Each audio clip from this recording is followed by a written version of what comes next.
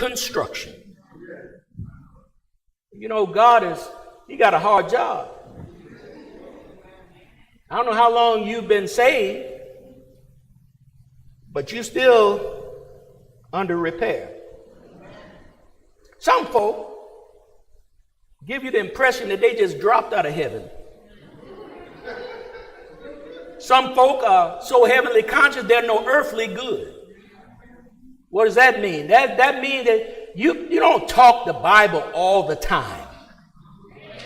And if somebody is toting the Bible and running at you, you might need to run away from them.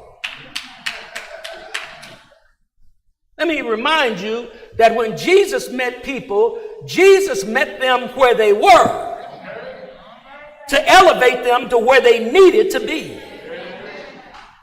If he met a fisherman, Jesus would get a pole. He would talk about nets.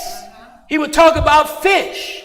If he met a farmer, he would talk about soil and seed and harvest.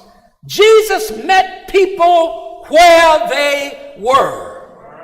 And we are living in a day now where you got to meet people where they are, because a lot of people are in distressed places.